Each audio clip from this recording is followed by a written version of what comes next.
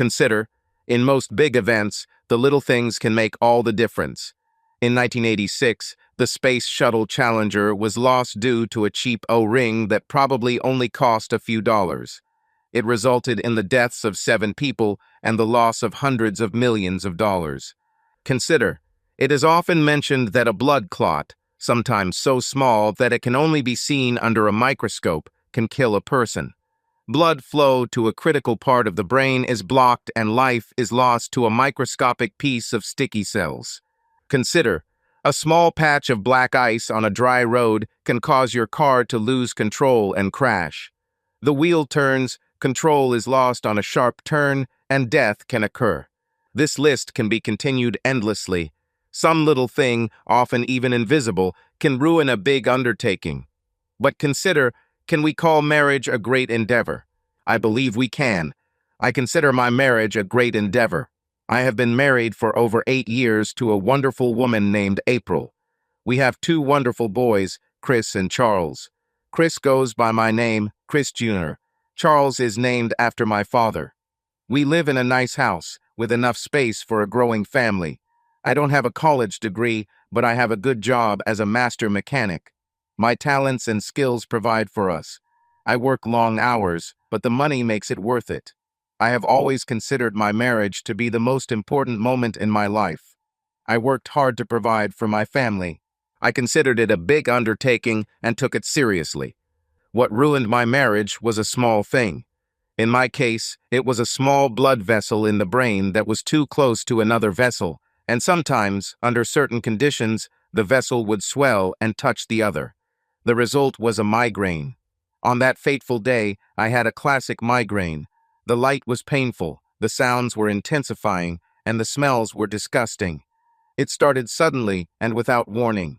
Just a blinding pain that took me by surprise. I immediately understood what it was.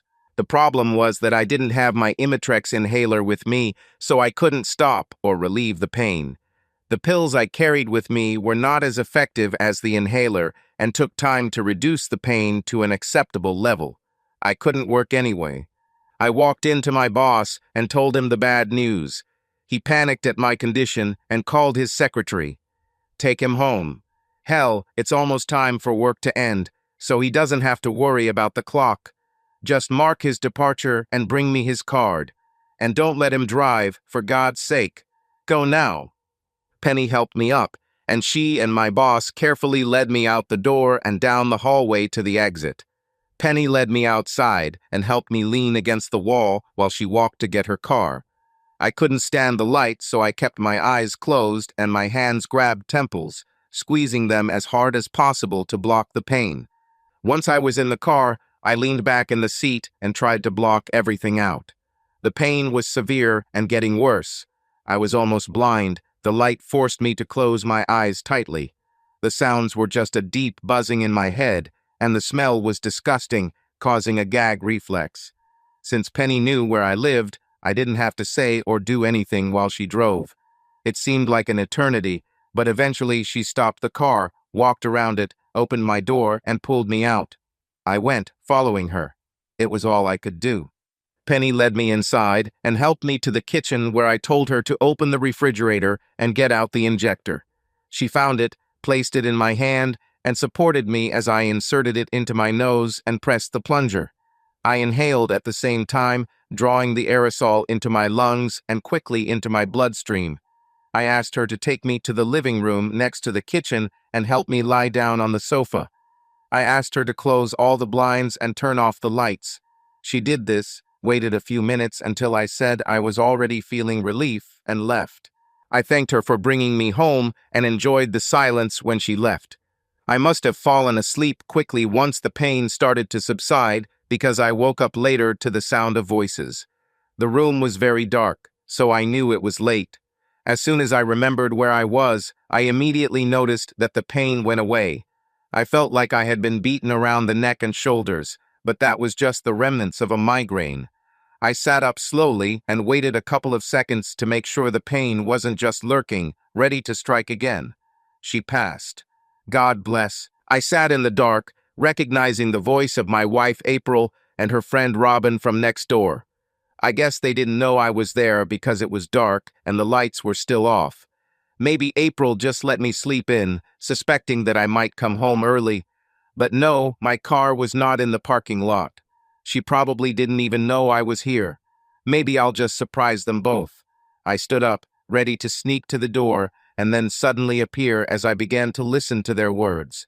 Well, April, how was it? As good as before? Tell me all the details, girl. It was great. I felt like I was in heaven.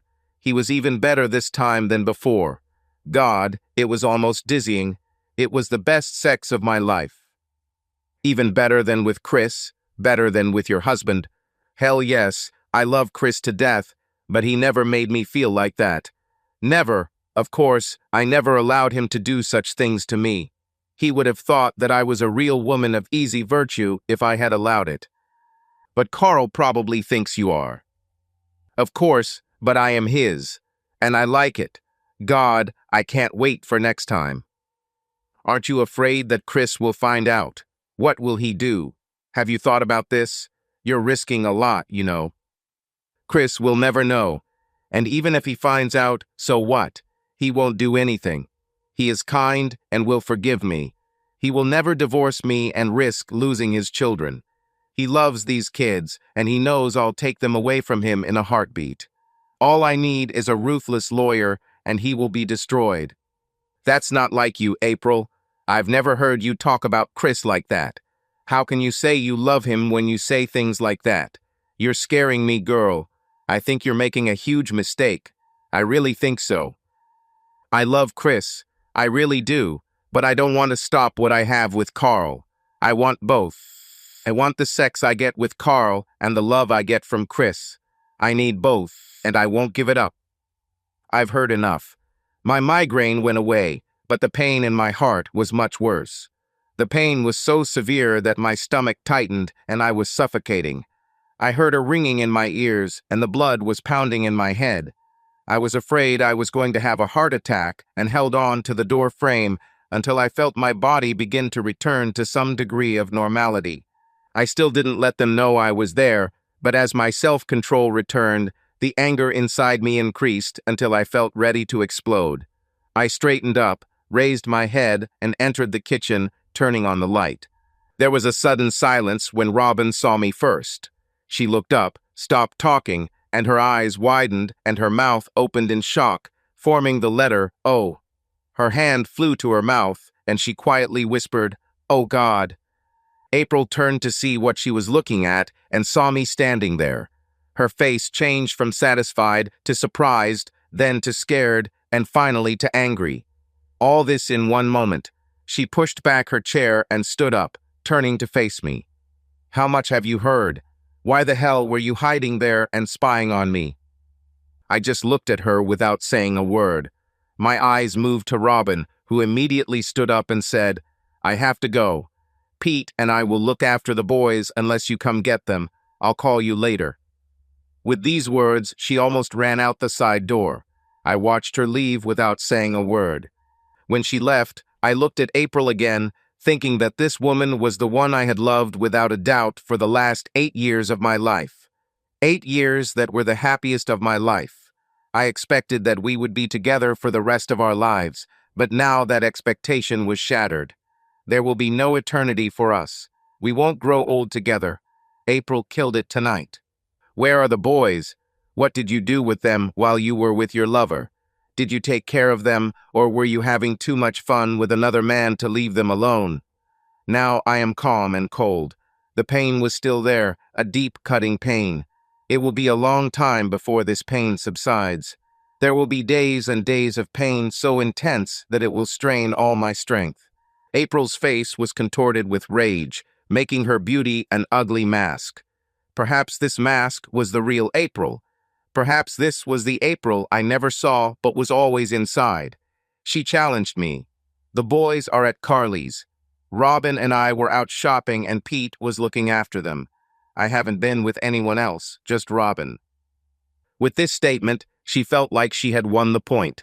The face of anger was replaced by an expression of satisfaction. She finally realized that I had been at home all this time and asked, "What are you doing at home? Where is your car and why were you sitting there in the dark? Have you been spying on me? Were you trying to catch me doing something? I came home early with a bad migraine. George asked Penny to take me home because I couldn't stand the light. I took Imitrex and fell asleep. I was there the whole time. I felt a trembling stomach and an unbearable urge to vomit.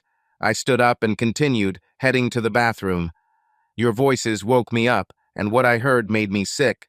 I need to go to the bathroom, if you'll excuse me.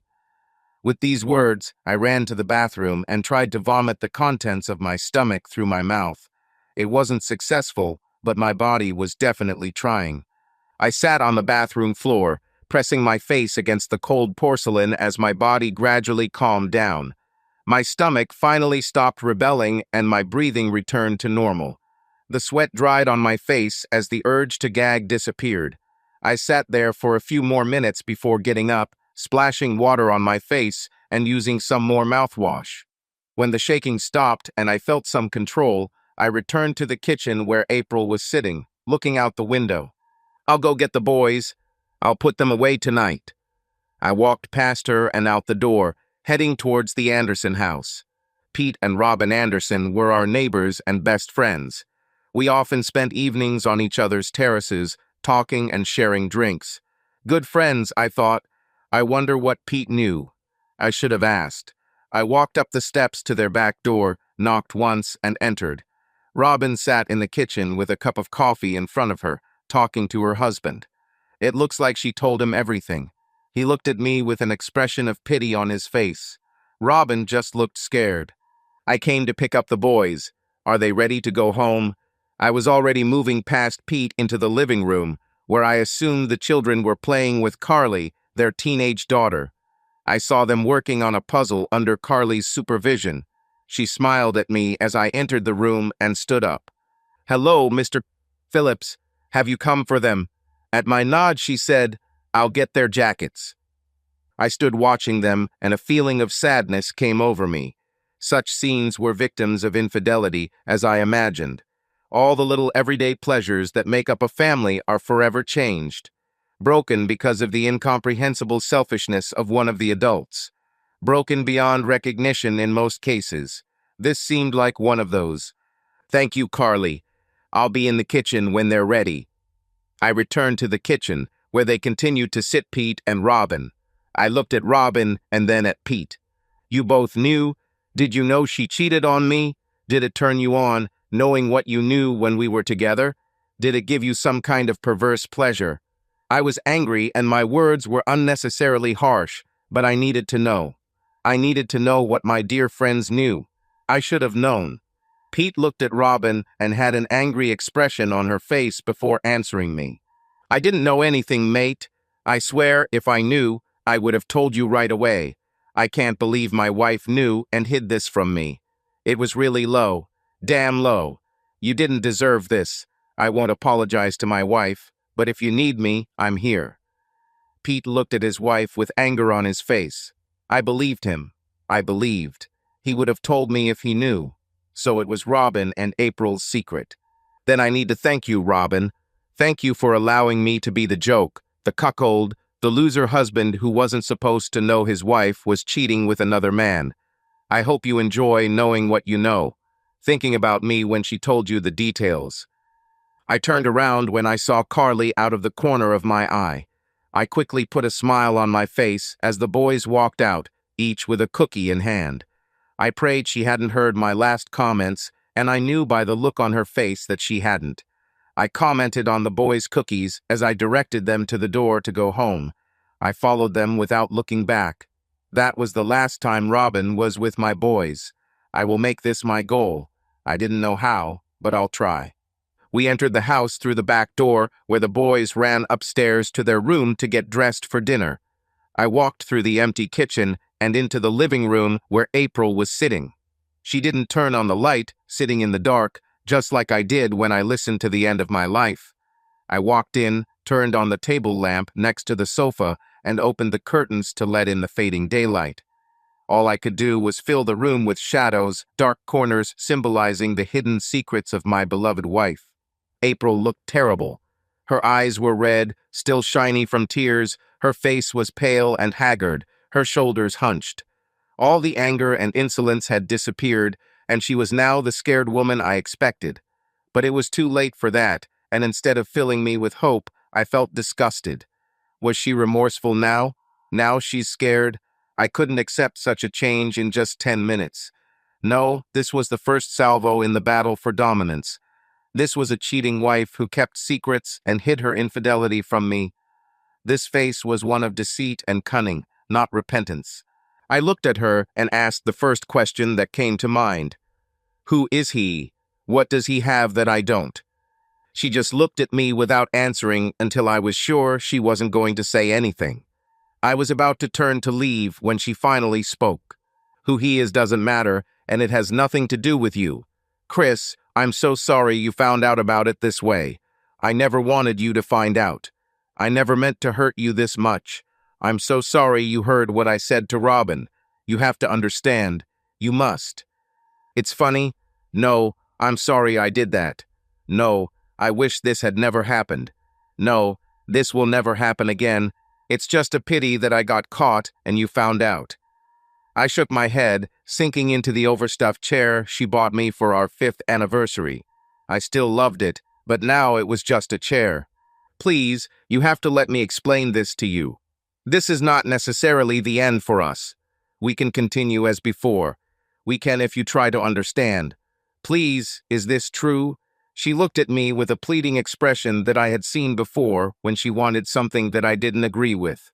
Cheating bitch, can you tell me it's over? Can you promise me that you will never see him or be with him again? Is it over? I kept my voice calm, my body still, my hands clenched tightly on the armrests of the chair, keeping myself in control. April looked at me with wide eyes, tears filling them and running down her cheeks. She didn't answer me. That was enough for me. She won't stop. I heard her say to Robin. She wanted both, and she wasn't going to let me stand in her way. She wasn't going to give him up. She wanted me to accept it. I think this is your answer. I'll put the boys to bed after dinner, and then we'll discuss our options. Tomorrow, I will pack my things and leave home. I think I'll stay with my brother. I got up and left the room to go to the kitchen. It's funny how the kitchen becomes the place you go when things get really bad. I wonder why. It's a strange thought when your world is falling apart. It's even stranger to know that your world is falling apart. April got busy making dinner for us while I took the boys to the playroom and spent an hour or so with them just enjoying themselves. We were playing one of their games when April called us over for dinner. We went upstairs with a lot of noise, and I sent the boys to the bathroom to wash their hands. Ordinary things. Hold on for them. Dinner that night was tense. The boys were as boisterous as usual, enjoying each other, oblivious to everything on their plates and life in general, compared to their parents, who sat quietly, each in their own world, thinking about the consequences and decisions that needed to be made. Ah, the joys of growing up and leaving childhood behind. Why do children always want to grow up? They do not understand. They see the freedom that adults have and think that it is unlimited. They see decisions that need to be made and do not see the consequences of those decisions. They see the independence of adults and associate it with the lack of rules. Adults know better. On the other hand, some don't. Some see freedom as unlimited, with no consequences for one's decisions and no respect for rules. Like April. After dinner, April busied herself with the dishes and the kitchen while I took the boys upstairs to bed. We talked, read a few stories, and enjoyed each other's company for an hour until they finally gave in and let me put them down. I walked to the door of their room, dimmed the lights, and watched them as they pulled the blankets up to their chins and prepared to travel to dreamland, where possibilities were endless and new discoveries awaited. My eyes burned and my throat tightened with grief as I watched. This too will end soon. Downstairs, I sat down in my chair and tried to find something to grab onto. My world seemed to be slipping away, and there was nothing I could do to stop it. I loved April with all my heart, but I couldn't forget the words I heard as I stood in the dark and listened. These words, "He never made me feel this way," and "I him." No, There is no turning back. April came in and sat down. We need to talk. I know you're upset, but you have to understand. What I have with Carl is just sex and the excitement of new things. I know this will pass soon, but right now I can't stop seeing him. It's something that keeps me going and I can't give it up. But that didn't affect my feelings for you. I love you, not him. He's a distraction, nothing more. This will end soon, and we can go back to the way things were. You just have to let it happen. The words flowed, but I could not understand what she was saying. I can't refuse this. I can't stop seeing him. Should you let this happen? Has she gone crazy, or was she just delusional? Either way, this must stop. Now, I'm sorry, but you don't seem to understand. We are no more. There is only you and him. That's all there is now. We're done with you. All. End. There's nothing more to talk about, and I'll never understand. You should know this after 8 years of marriage to me. You cannot know me so little as to believe that I will accept your betrayal. But Chris, I love you. Is it true? You are the only man I have ever loved. I don't like Carl. I do not like it. Please try to understand. Give me this time. Please, for the sake of our marriage and our family, give me this time. Take as much time as you want. I'll contact the lawyer tomorrow and we'll split everything equally. I don't wish you harm like you did to me. I just want this to end. I was emotionally exhausted and just wanted to go to bed and forget for a while. My headache was gone, but the pain in my heart was real, and I just wanted to forget for a few hours. But I was not prepared for what happened next. Damn you, no divorce. I will fight you every step of the way and take everything you have. I will make sure that you do not get custody of the boys and will limit your visitation rights in every way possible. If you don't allow me this time to myself, it will cost you everything, and I will still have Carl. You can't stop me. You know it. I listened to this angry stream and realized that this marriage had ended a long time ago. This level of anger and disrespect does not happen overnight. It was planned and well thought out. She never cared about hurting me. If she was worried, she would never have started this in the first place. Instead, she expected me to find out, and instead of stopping her cheating, she decided to hurt me as much as possible. There was no love here, only greed and the desire to humiliate me. I looked at her, and the anger inside me grew. I knew my face showed her that she had gone too far. Her face, contorted by the venom of her words, changed from satisfaction to fear. My words became a whip. I'll just tell you one thing, April. When you corner a rat, it will turn towards you. She will fight to the death if you try to deny her a chance to escape. You should have remembered that before you backed me into a corner. But now you've done it, and you'll pay the price. Please, Chris, I don't want to do this, but I have no choice. I love you and will do anything to stop you from leaving. If you don't try to understand and accept this, I will fight you. You will have no choice but to give in and stay with me. I know you. You love me and the boys too much to leave. I know you, Chris. You will stay. Goodbye, April. Tell the boys I'll see them when I can. I'll grab a few things and leave. I'll pick up the rest later when we can agree on a time. I went upstairs and quickly packed a bag with things for a day or two. Nothing fancy, just my things from the bathroom, a couple pairs of underwear, and some jeans and socks. Not much after 8 years of marriage, just bitter memories now. But I had 2 wonderful sons, and that was all I cared about now. I went downstairs and saw April sitting in the kitchen by the door. She seemed about to try again. Chris, please don't do this. I beg you. Do not do that. Tell me you're done with him. Promise me you'll never see him again. Just say it, and maybe we have a chance. I can't. I just cannot. Please. I pushed her away. I felt the urge to hit her as hard as possible, but I knew that the anger inside would not be so easy to control, so I restrained myself. I'll come by in the evenings after work so the boys won't notice anything right away.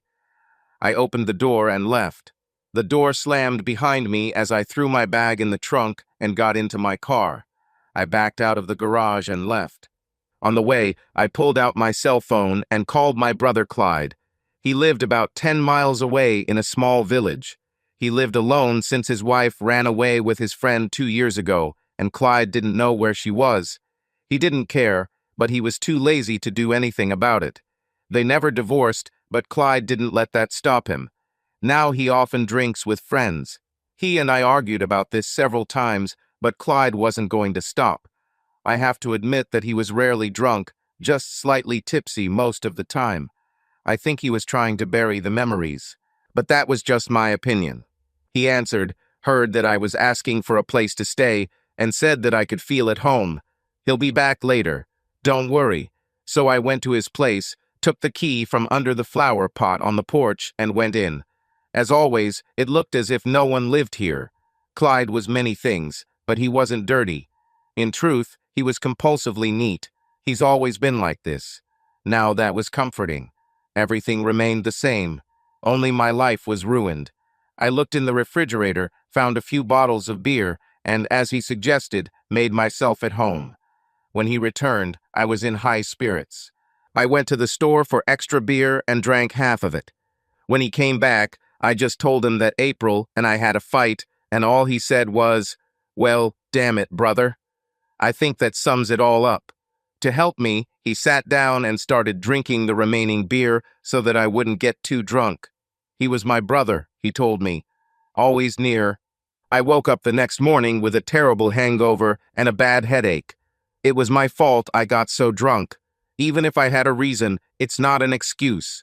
I wandered into the bathroom and stood in the shower, letting the cold water wash away the last of the alcohol from my blood. There's no point in staying drunk.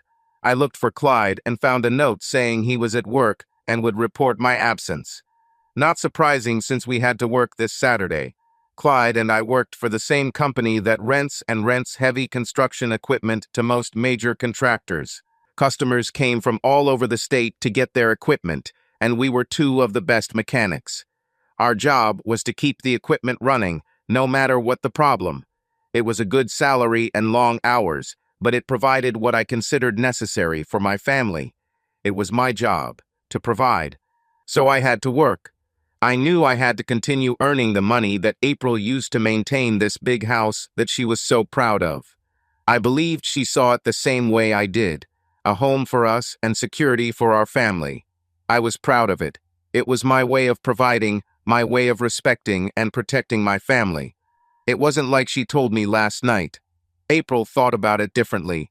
It was her safety, of course, but she also saw it as an asset that could be used against me in any divorce. She wanted the house and the money I made, but only to buy beautiful things for her lover. For trips to Victoria's Secret to buy lingerie for her lover.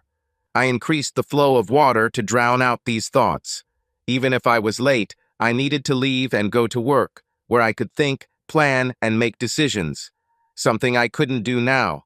What April was already thinking about. It was clear from her words last night that she had planned everything in advance, knowing that I would be stunned by the shock of her betrayal when I found out. She knew I wouldn't think clearly then, so it was all planned. Hit me with a divorce strategy to take everything from me. Make it about hurting children. Make me feel guilty if I don't approve of my wife sleeping with another man. Make me the bad guy. She stacked the deck against me to force me to let her sleep with another man. She thought she was smart. She had a good thing, and she wasn't about to lose it because of a jealous husband. I got dressed and grabbed a box of large trash bags. I knew she wouldn't be home this morning as she was taking the boys to her mother's. They were planning a birthday party for the boys. I drove to the house and went inside. I took everything out of my closet and drawers and threw it into several large trash bags. I gathered all my things from the bathroom, put them in a small bag and carried it and the bags out to my truck. I threw everything into the back and returned to the house. I wasn't going to leave right now. I will return home after work and spend time with the children. I had a lot to think about and a lot of decisions to make. One thing was clear. My marriage was over and I would never touch April again. She was now the lover of someone else, not mine. Thinking about this, I couldn't help the tears that started flowing, and I sat down on the floor in our bedroom and started crying. Loss is hard. At work, I threw myself into my work and worked right through my breaks and lunch break. I was happy to bury all thoughts of home, wife, and children under the demands of fuel injectors, timing chains, and fuel pumps. I dealt with broken drive gears and hydraulic lifters, anything that challenged me. I have completed the most difficult jobs without complaint. I was like a man possessed, and was still doing it 10 hours later when Clyde tapped me on the shoulder for a break. Hey dude, God, take a break, okay? You make the rest of us look like lazy bastards. He stood and waited for me to stop, with a stunned expression on his face. Sorry, dude. Just working to bury myself in this shit. I don't want to disgrace anyone. Sorry. I must have looked like I was about to burst into tears when Clyde took me by the elbow and led me off the floor to the break area. Clyde and I have been close since our father and mother died in a car accident 10 years ago. Clyde was the best man at my wedding 8 years ago. Clyde was the godfather of my boys, Chris Jr. and Charlie. I sat down and stared at the table while Clyde brought us both a cup of hot coffee. The coffee was not very tasty, but it was hot. Okay, talk to me. Tell me the whole story and don't leave anything out. Start talking. I started talking and didn't stop for the next 10 minutes. I told Clyde everything. All the shame, humiliation, contempt that April showed me, and I even told him about the threats she made. The ones she planned to keep me from doing anything that would ruin her holiday. She tried to make it impossible for me to do anything to stop her or get back at her without giving up everything. She did it voluntarily, and now she wanted me to accept it. I told Clyde about the look on her face when she humiliated me, how she told Robin about the sex, and how wonderful it was. The contempt on her face as she threatened me that she would take it all away from me. She made it clear that her lover was too important to her to give up on him. Clyde was shocked. He knew April well, always considered her a good woman and a good mother. Chris never hinted at any problems between them and believed that their marriage was strong. Now this. Clyde looked at his brother and saw the pain and suffering he was feeling. It was painful just to see it. Chris was a good man, a reliable father, a great provider, and despite it all, someone the guys in the garage could always trust and be there for. Over the years, he has helped more than his fair share. Clyde started to get angry. How could she do this to him? What the hell is wrong with her? His anger began to rise as he looked at his brother and best friend, broken and beaten. Chris, listen to me. You're not going to accept it, are you? You have to do something. Let me and the guys help you. You won't be able to stand it. He looked at me with concern evident on his simple face. Worry about me, I knew. I looked up with a hopeless expression on my face. What can I do? She'll take everything if I divorce her. Alimony, house, car, everything. You know, I would never take anything away from my children. She uses children as weapons against. She knows I won't hurt them, and neither does that idiot she's sleeping with.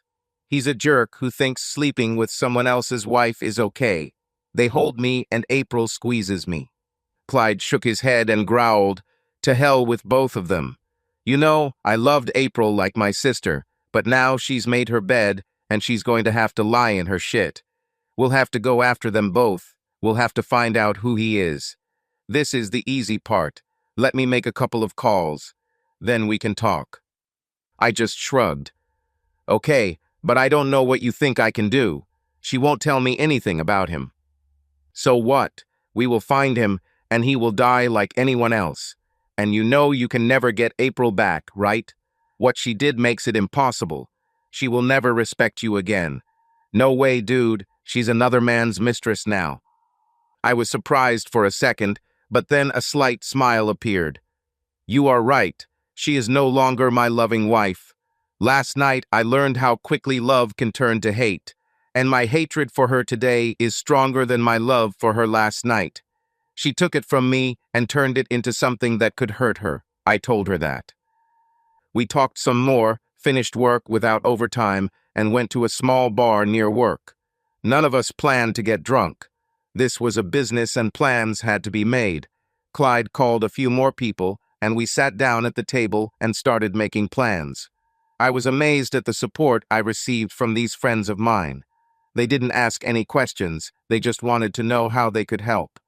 I thought this was the kind of devotion I felt towards my wife, but that was a lie. Together, we thought through and developed an actionable plan. At 7 p.m. that same day, I turned into my driveway and entered my house.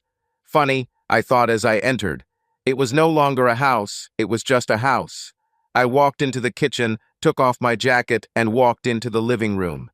There I saw April sitting in a chair watching Chris and Charlie, our 5-year-old twins, playing a video game. I stood there, forever imprinting this picture in my memory. It won't be like this anymore. I looked at April. She watched me while I looked at the children.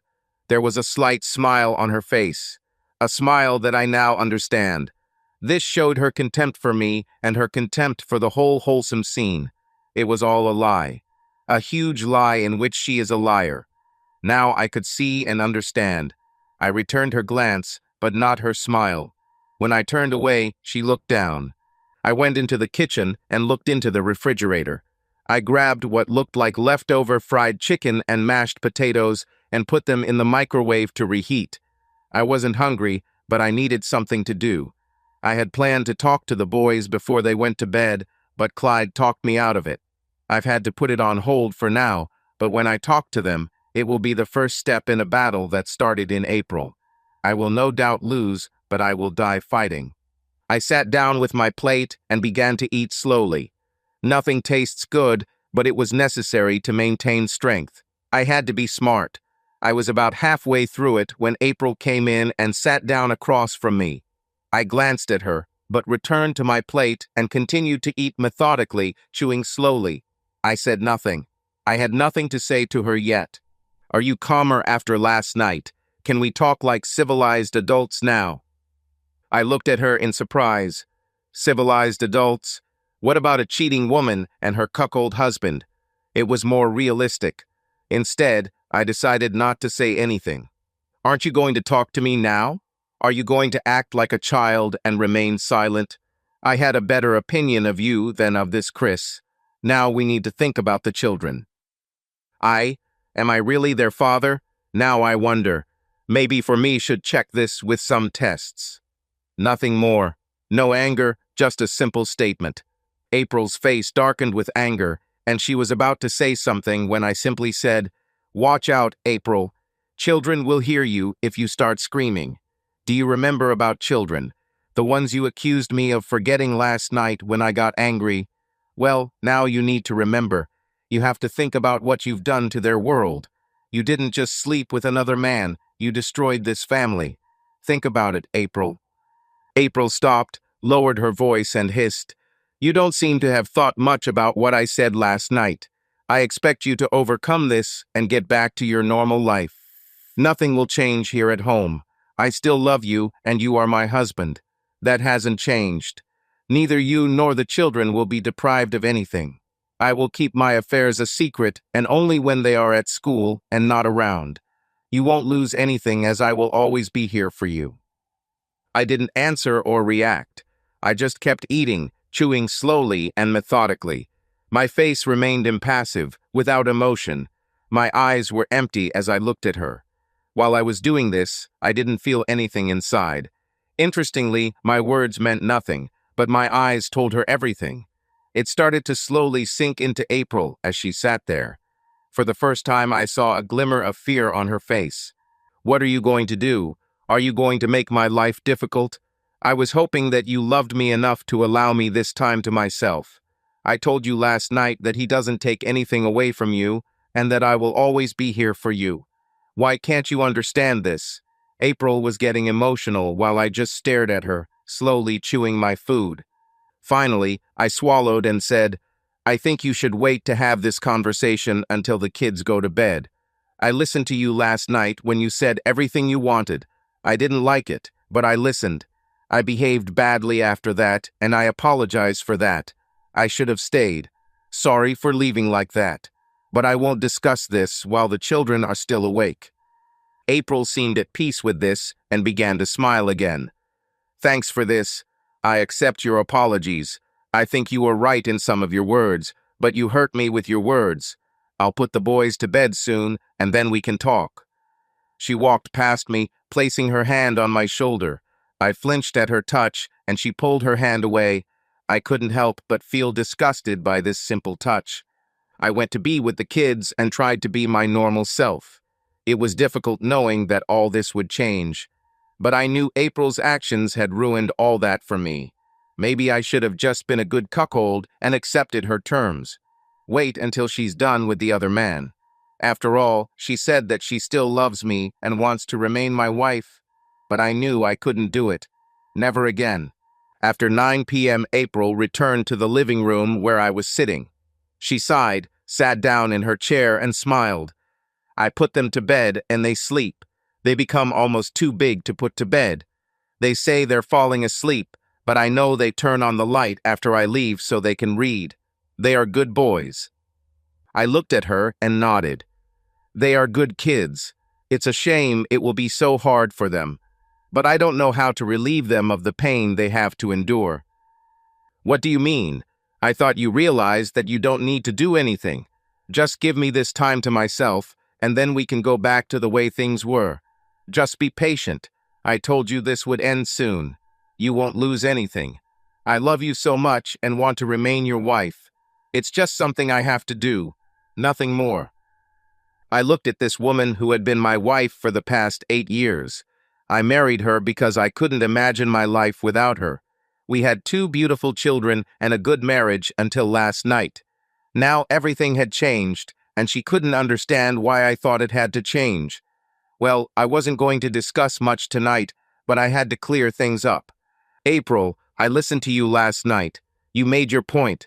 You said that you love me and want to be my wife. You say he doesn't take anything away from me. You won't tell me who he is because it's none of my business. And you told me what would happen if I filed for divorce. You said very clearly that you would take everything from me without regret. You threatened to take everything from me, including my boys. You made it very clear. April listened, but there was an expression of anger on her face. She didn't like my presentation of her words, even though they were true. It sounded different when I said it, but she saw the truth in what I said. I don't think you see it the same way I do, Chris. I told you it was completely separate from our marriage, but you didn't listen. Why can't you believe me when I say I still love you and want our marriage to continue?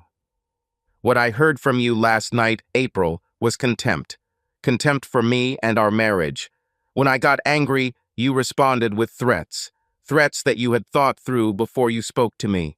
Contempt for me, for everything I did for us all these years. You humiliated me, insulted me, threatened me, and blamed me for things I didn't understand. You knew perfectly well that I would react the way I did. Why do you think you already had all the answers ready for me? Now I started to get angry. Until now I was calm and in control, but it was gradually slipping away. April's face full of anger was all I needed. I finished. One thing you forgot last night, April, when you made your threats and backed me into a corner you thought I couldn't get out of. I told you then, and I will remind you now, even a rat will fight a cat when it is backed into a corner and has no other choice. With this comment, I stood up and began to leave. When I reached the kitchen door where April was sitting, I stopped. I will be staying somewhere else at night for a while. I will come home after work so that the children don't notice anything right away. What do you mean you'll stay somewhere else? Why don't you stay here? We won't be able to figure it out if you leave. Chris, do not do that. I really love you and don't want to lose you. I don't know what I'll do if you leave. Please, Chris, let's try to figure this out. There must be some way to do this. Sorry, April. The only thing I know now is that I don't love you anymore. You have successfully committed your betrayal and killed all the love I felt for you last night. This is the only thing I know for sure. I don't know what I'll do next, but I know this. There's no turning back now. Chris, what about your vows to love and cherish me? Can you refuse this? You can? I also remember your promises to me. You promised to give up all others on our wedding day, but you did not keep this promise. You promised to love only me, but you gave what belonged to us to him. I provided for you, loved you, honored our marriage vows, and gave you everything I had. This turned out to be not enough. You gave what was mine to someone else. You gave it away and destroyed my love in the process. So yes, I can give this up. You destroyed it and left it in tatters. I can and will leave, just not right away. I left and went to Clyde. He agreed to let me stay as long as necessary. I needed time to finish what we started. Soon it will all be over, and I will start my new life. Over the next few days, I worked and spent evenings with the kids, but I didn't say anything to April. She tried to talk to me several times, but I just walked away. On one occasion, she screamed at me, but I just took the keys and left without a word. At work, during a break, one of the guys came in and told Clyde that everything was in place, and they should have something within a few days. All we could do was wait. Just be patient. Nothing changed until the next week. I came home every evening to an increasingly nervous April. The kids didn't seem to notice anything unusual, but Charlie asked if I was working anymore. When I asked what he meant, he said that he only saw Dad for a short time in the evenings. I assured him that we would do something this weekend. Charlie seemed to accept this, and the little crisis was over. April kept asking me questions, but now I just ignored her and left as soon as she put the kids to bed. When she came down, I was no longer there. At the end of the week, Clyde walked into the break room and sat down. He handed me a folder. I looked at him questioningly, but he just shook his head. I opened the folder and read the short report. It was 2 sheets of paper with one name on the top of each page. Carl Cummings, that's his name, and he's a junior attorney in the firm of Lincoln, Rice and Holmes, lawyers. He was 24 years old, almost 10 years younger than me, and he was single. His wife divorced him more than 2 years ago, and he was rumored to have money. He lived in a condominium, and April had been there twice this week. She arrived early in the morning and stayed there for an hour or longer each time.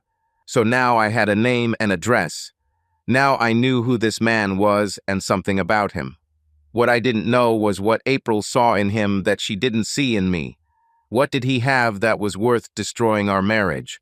But this is no longer my problem. This would have happened if she had come to me earlier and told me about the betrayal, but not as a fact that I should accept without question. Okay, so what now? What do I need to do to put this into action? I looked to Clyde for advice. Clyde seemed to be the one in charge, although that was my problem. I was lucky to have friends and a brother like Clyde.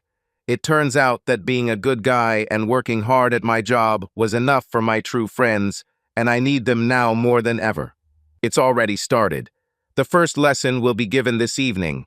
I'll call you at home when everything is done. Just keep your phone with you. As soon as I call, you can tell her and put an end to this crap. Fine. Knowing that everything had already been done, I did not feel any satisfaction. This is not the way I wanted to solve this problem, but April and her lover had me cornered, and now I fought the only way I knew how. I wasn't a lawyer or a doctor or anyone who could come up with a complicated plan. I was a mechanic, a man who worked hard with his hands. A man who did everything he could for his family the only way he knew how. Hard, honest work. Proud of his ability to provide for those he loved. And I loved April with all my heart. But my wife was not satisfied with this. Well, my plan suited my world, and she would soon understand it. I came home as usual and sat down with my family for dinner as if nothing was wrong. April chatted with the kids, and I answered questions and even started some discussions. I was nervous but determined. After dinner, I spent time with the kids, playing video games and helping with homework. An ordinary husband and father. April finished washing the dishes and joined us, seeming more relaxed as I looked more like myself. She began to think that everything would be fine. While Chris was playing video games with the boys, Carl Cummings had just left his office building and was heading to his car to go to his apartment on the other side of town. He thought to himself what April was like the last time she was with him. When he asked her what happened after they showered, she said her husband found out. He was shocked, but she said not to worry. Strange, he thought. Best sex for him, so he didn't care. As he passed the alley on his way to the parking lot, a couple of masked men met him and made it very clear to him what to do about his relationship with April. His injuries were not life-threatening, but the hospital admitted him to the general ward. He was told that she would probably call him there, and he knew exactly what he had to say. He remembered the words clearly. "I'm sorry, Mrs. Phillips. It was my mistake, and I'm sorry. I will never see or speak to you again. I will have no contact with you or your children. I'm sorry I ever met you. Goodbye." Carl leaned back on the pillow and waited for her call. He repeated the words over and over in his head so he wouldn't forget. They told him they would find out and he would pay the price. He repeated them in his mind over and over again to make sure. He told himself that he would never get involved with a married woman again, no matter who she was or where she was. My cell phone rang just after 8 p.m. while I was playing with the twins, and I excused myself to answer it in the other room. I opened the phone when I saw Clyde's number on the display. I listened to the simple message, "Everything is done. First lesson taught. He was admitted to Memorial Hospital." Then the phone went off. I closed the phone and returned to the living room with a smile on my face. April noticed but didn't say anything.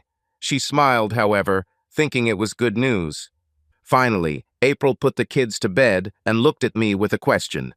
"I'll be here when you come back downstairs." She smiled widely and went upstairs to put the children to bed. I went into the living room, sat in my chair, and waited. Now it has begun. Revenge. April returned with a coffee pot and 2 cups. "I thought we could talk a little more. You seem more resigned to the way things are. I am so glad. I was afraid that I would lose you and it would break my heart. I know you don't believe me, but I love you so much. I can't lose you, not over something like this. It's so insignificant compared to what we have. You must understand this." I watched her while she spoke. She was beautiful to me. After all, this was the woman I had loved for so long. I planned to spend the rest of my life with her. Grow old together, as they say. Plans, dreams, now it all has turned to dust. Well, let the end begin. "April, I need to tell you something, and I want you to listen very carefully. I know your lover is Carl Cummings, and he's a junior attorney at the Lincoln firm, Rhyme and Holmes. I know everything about him, and I know that you saw him even twice this week." April was surprised and seemed about to say something, but I motioned for her to be quiet. "I'll tell you what, you threatened me with divorce. When I expressed my anger, you threatened to take everything from me. I remember your words exactly. They are captured in my brain. You said, 'I'll take everything you have.' You said more, but I remember these words. These words of contempt destroyed our marriage. Those words that were meant to drive me into a corner where I would have no choice but to let you make out with another man while I stand and watch. I told you the next night that cornered rats fight. Now I saw the first signs of fear and pain on her face.